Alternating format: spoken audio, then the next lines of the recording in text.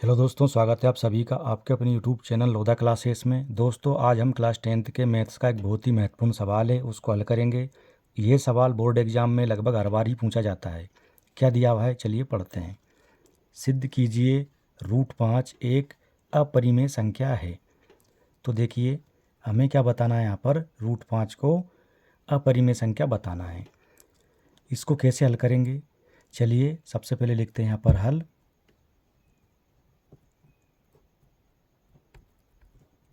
ठीक है, अब क्या करना है, हमें √5 को अपरिमेय संख्या बताना है। इसके लिए हम इसका उल्टा मान लेंगे। उल्टा मतलब जैसे यहाँ पर अपरिमेय बताना है तो हम मानेंगे √5 को परिमेय संख्या। ठीक, क्या मान लेंगे हम कि √5 एक परिमेय संख्या है। यहाँ लिखेंगे माना √5 एक परिमेय संख्या है। हम जानते हैं जो परिमेय संख्याएं होती है वह a/b के रूप में होती है। तो अब जब ये हमने मान लिया कि √5 एक परिमेय संख्या है तो इसको हम a/b के रूप में लिख लेंगे। इसलिए √5 बराबर a/b, जहाँ a और b सह अभाज्य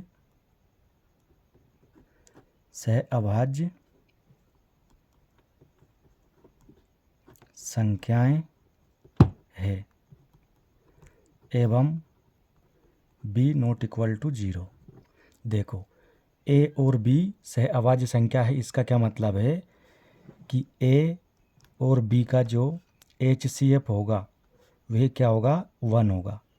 यानी इन दोनों में एकमात्र उभयनिष्ठ गुणनखंड एक होगा, एक के अलावा और कुछ नहीं होगा। ये हमें पता होना चाहिए कि सहअभाज्य संख्याओं का HCF 1 होता है।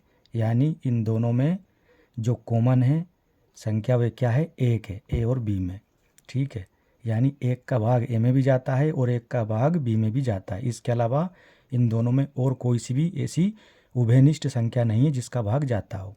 ठीक है, अब आगे क्या करेंगे, हम आगे दोनों तरफ वर्ग करेंगे। तो यहाँ लिखेंगे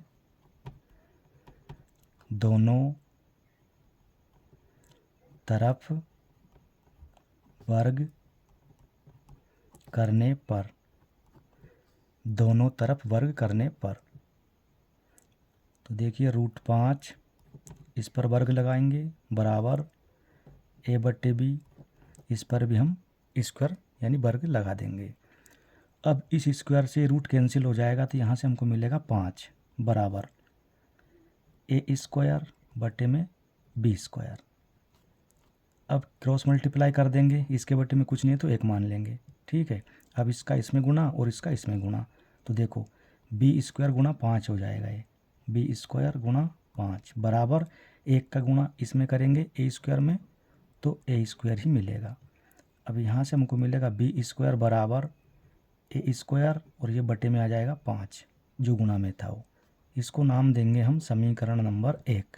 ठीक है, और यहाँ पर इस प्रकार से तीर का निशान बनाएंगे ये। ठीक, अब यहाँ से आप एक बात ध्यान दीजिए, जो a² है उसके बटे में 5 है। इसका मतलब ये है कि a² में 5 से भाग जा रहा है। जब a² में 5 से भाग जा रहा है तो a में भी 5 से भाग जाएगा। जैसे मान लीजिए यहाँ पर a बराबर 5 ले लेते हैं हम। ठीक, तो a² बराबर कितना हो जाएगा, 25, 5 का वर्ग 25। यदि 25 में 5 का भाग जाता है तो 5 में भी 5 का भाग जाएगा, यानी a में भी जाएगा। ठीक है, जैसे 5 25। ठीक है, तो a² में 5 से भाग गया तो a में भी 5 से भाग चला गया। इसलिए a² में 5 से भाग जा रहा है तो 5 का भाग a में भी जाएगा। तो यहाँ लिखेंगे अब हम समीकरण 1 से स्पष्ट है कि a² में 5 से भाग जा रहा है, इसलिए ए में भी 5 से भाग जाएगा। ठीक है, ए स्क्वायर में 5 से भाग जाता है, इसलिए ए में भी 5 से भाग जाएगा। तो ये हो गई इसकी बात। अब हम जानते हैं, देखो जब ए स्क्वायर में 5 से भाग जा रहा है तो यहाँ पर ए का मान कैसा होगा? ए का मान ऐसा होगा, ए बराबर, जिसमें 5 तो हो गई होगा क्योंकि 5 है तभी तो 5 से भाग जा रहा है, और साथ में कोई एक पूर्णांक होगा। ठीक है, हमने मान लिया सी, तो यहाँ लिखेंगे हम माना ए बराबर 5c, जहाँ सी एक पूर्णांक है। क्या है? सी एक पूर्णांक है। ठीक है, ये अब इसको और अच्छे से समझते हैं। देखो सी एक पूर्णांक है, मान लीजिए ए में और ए स्क्वायर में भाग जा रहा है 5 का, यानी ए में भी 5 का भाग जा रहा है। तो 5 का भाग कब जाएगा? जब ए में कम से कम 5 तो होगा ही होगा, यानी 5 के गुणज में होगा ए का मान। जैसे 5 गुना 1 तो सी का मान 1 हो गया, 5 एकम 5, फिर 5 दूनी 10, तो 10 में भी 5 का भाग जाएगा, तो उसमें भी तो देखिए सी का मान 2 हो जाएगा और ए का मान क्या होगा यहाँ पर 5 गुना 2, तो 5 दूनी 10। फिर यदि सी बराबर हम 3 लेते हैं, ठीक है, तो देखिए 3 गुना 5 15, तो ए का मान 15 है, उस 15 में भी तो 5 का भाग जाएगा। यदि सी का मान हम 4 ले लेते हैं तो 5 गुना 4 20, और 20 में भी 5 का भाग जा रहा है। तो ए का मान कैसा है? इस प्रकार का है कि उसमें 5 तो होगा ही होगा और साथ में कोई पूर्णांक होगा। जैसे 5 का पहाड़ा मान लीजिए, ठीक है, 5 के गुणज, ए का मान कैसा होगा? 5 के गुणज के रूप में होगा। जैसे 5 एकम 5, 5 दूनी 10, 5 ती 15, 5 चौक 20, 5 25, 5 छक 30, 5 7 35, 5 8 40, 5 9 45, 5 10 50, और आगे भी आप करते चले जाओगे। तो इस प्रकार का होगा ए का मान, तभी तो उसमें 5 का भाग जा रहा है। ठीक है, तो ये हमने यहाँ पर मान लिया कि माना ए का जो मान है वो इस प्रकार का है। अब इसको हम रखेंगे यहाँ पर ए की जगह, तो यहाँ लिखेंगे हम अब समीकरण 1 में ए बराबर 5c रखने पर, ठीक है, अब रख देते हैं हम यहाँ पर। देखिए क्या मिलेगा हमको, बी स्क्वायर बराबर 5c, और इस पर स्क्वायर लगा देंगे, बट्टे में 5 है। ठीक है, तो यहाँ से हमको क्या मिलेगा? अब इधर करते हैं अपन,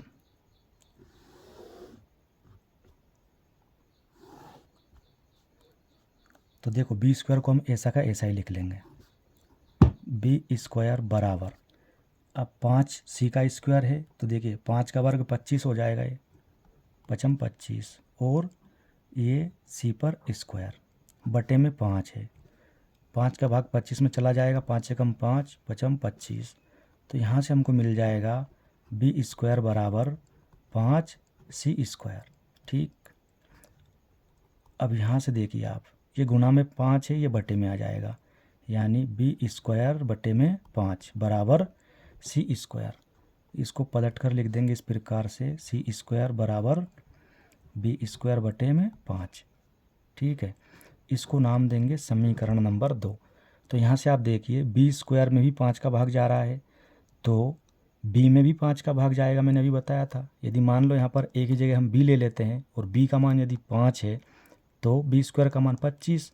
ठीक है, और 25 में जब 5 का भाग जाएगा तो 5 में भी 5 का भाग ही जाएगा, है ना। यहाँ लिखेंगे पुनः समीकरण 2 से स्पष्ट है कि बी स्क्वायर में 5 से भाग जा रहा है, इसलिए बी में भी 5 से भाग जाएगा। जब बी स्क्वायर में जा रहा है तो बी में भी 5 से भाग जाएगा। क्लियर है ये बात? तो देखो हमने माना था यहाँ पर कि ए और बी जो है एसी सह अभाज्य संख्याएं हैं, जिनका HCF 1 होगा, यानी उनमें सिर्फ और सिर्फ एक का ही भाग जाएगा। लेकिन यहाँ तो देखिए ए में भी 5 का भाग जा रहा है और बी में भी 5 का भाग जा रहा है, तो जो हमने माना था ये उसका विरोधाभास है ना। तो यहाँ लिखेंगे हम अतः समीकरण 1 एवं 2 से यह निष्कर्ष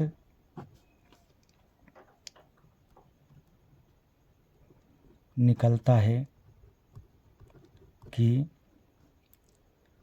ए और बी में एक के अतिरिक्त एक और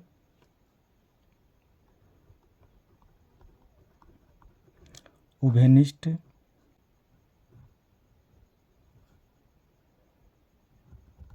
गुणनखंड 5 है। एक और उभयनिष्ठ गुणनखंड 5 है। देखिए जो संख्या किसी संख्या की गुणनखंड होती है उसी का उसमें भाग जा सकता है, तो ये क्या है, उभयनिष्ठ गुणनखंड है किसका, ए और बी का, यानी ए में भी भाग जा रहा है 5 का और बी में भी जा रहा है। ठीक है, जो कि हमारी मान्यता के विपरीत है। हमारी मान्यता ये थी कि ए और बी में सिर्फ और सिर्फ एक का ही भाग जा सकता है, दोनों में ओनली एक जो है कॉमन था। उभयनिष्ठ गुणनखंड क्या था, एक था, लेकिन यहाँ तो 5 भी है जो हमारी मान्यता के विपरीत है। तो यहाँ लिखेंगे अब हम जो हमारी मान्यता का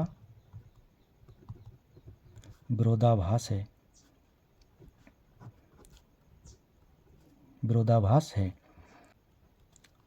अतः √5 एक अपरिमेय संख्या है और यही क्या है, हमें सिद्ध करना था। तो दोस्तों ये वीडियो आपको कैसा लगा कमेंट बॉक्स में ज़रूर बताइएगा। यदि अच्छा लगा हो तो लाइक करें, शेयर करें और चैनल पर नए हैं तो चैनल को ज़रूर सब्सक्राइब करें। धन्यवाद।